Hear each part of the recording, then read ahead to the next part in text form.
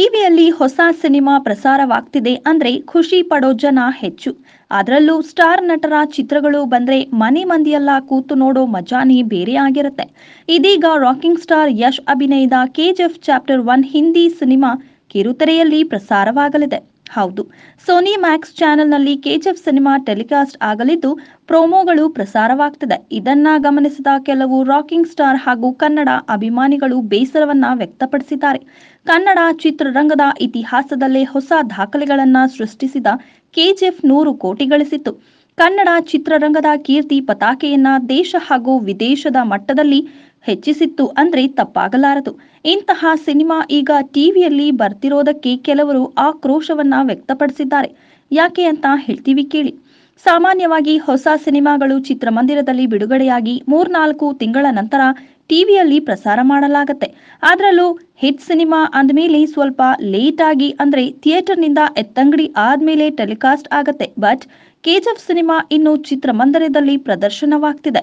ಅಷ್ಟರಲ್ಲೇ Hindi version cinema ಕಿರುತೆರೆಯಲ್ಲಿ ಬರ್ತಿರೋದು ಉತ್ತಮವಲ್ಲ ಎಂಬುದು ಕೆಲವರ ಅಭಿಪ್ರಾಯವಾಗಿದೆ. ಇನ್ನು ಕನ್ನಡದಲ್ಲಿ ಈ ಸಂಸ್ಕೃತಿ ಅಪರೂಪವಾದ್ರೂ ಪರಭಾಷೆಗಳಲ್ಲಿ ಇದು ಸಾಮಾನ್ಯ. ಹೊಸ ಸಿನಿಮಾ ರಿಲೀಸ್ ಆದ 1 ಅಥವಾ 2 ತಿಂಗಳಲ್ಲೇ ಟೆಲಿಕಾಸ್ಟ್ ಮಾಡ್ತಾರೆ. ಇದು ಹಿಂದಿಯಲ್ಲಿ ಹೆಚ್ಚು. ಹೀಗಾಗಿ ಈಗ ಕೆಜಿಎಫ್ ಸಿನಿಮಾವನ್ನ ಹಿಂದಿ ಭಾಷೆಯವರು ಬೇಗ ಟೆಲಿಕಾಸ್ಟ್ ಮಾಡ್ತಿದ್ದಾರೆ. ಇದನ್ನ ಅರಿತ ಕೆಲವರು ಹಿಂದಿಗೆ ಡಬ್ ಮಾಡಬಾರದು ಅಂತ ಹೇಳ್ಕೊಂಡಿದ್ದಾರೆ. ಹಿಂದಿ ಇಂಡಸ್ಟ್ರಿಯವರು ಯಾವಾಗ್ಲೂ ಹೀಗೇನೆ ಮಾಡೋದು.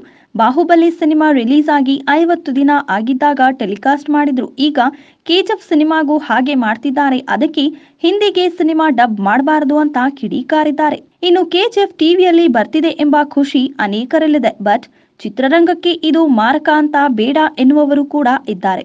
ಕನ್ನಡದಲ್ಲಿ ಮೊದಲು ಬರಲಿ, ಆಮೇಲೆ ಹಿಂದಿಯಲ್ಲಿ ಟೆಲಿಕಾಸ್ಟ್ ಮಾಡಲಿ, ಇಷ್ಟು ಬೇಗ ಹಾಕ್ಬೇಡಿ ಅಂತ ಕಮೆಂಟ್ ಮೂಲಕ ತಮ್ಮ ಅಭಿಪ್ರಾಯಗಳನ್ನ ವ್ಯಕ್ತಪಡಿಸಿದ್ದಾರೆ. ಸದ್ಯ ಸೋನಿ ಮ್ಯಾಕ್ಸ್ ಚಾನೆಲ್ನಲ್ಲಿ 2 ಪ್ರೋಮೋ ಪ್ರಸಾರವಾಗ್ತಿದೆ. ನಿಖರವಾದ ಸಮಯ ಮತ್ತು ದಿನವನ್ನ ಬಹಿರಂಗಪಡಿಸಲಿಲ್ಲ.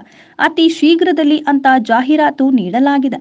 ಬಹುಶಃ ಫೆಬ್ರವರಿ ಅಂತ್ಯಕ್ಕೆ ಕೆಜಿಎಫ್ ಹಿಂದಿ ಸಿನಿಮಾ ಕಿರುತೆರೆಯಲ್ಲಿ ಬರಬಹುದು ಅನ್ನೋದು ಗೊತ್ತಾಗಿದೆ. ಇನ್ನು ಇದ್ರ ಬಗ್ಗೆ ನಿಮ್ಮ ಅಭಿಪ್ರಾಯ ಏನು ಅನ್ನೋದನ್ನ ನಮ್ಮ ಕಮೆಂಟ್ ಬಾಕ್ಸ್ ನಲ್ಲಿ ತಿಳಿಸಿ. ಈ ವಿಡಿಯೋನ ಲೈಕ್ ಮಾಡಿ, ಶೇರ್ ಮಾಡಿ ಹಾಗೂ ಇನ್ನಷ್ಟು ಸ್ಯಾಂಡಲ್ವುಡ್ ಅಪ್ಡೇಟ್ಸ್ಗಳಿಗಾಗಿ ನಮ್ಮ ಯೂಟ್ಯೂಬ್ ಚಾನೆಲ್ ಅನ್ನು ಸಬ್ಸ್ಕ್ರೈಬ್ ಮಾಡಿ.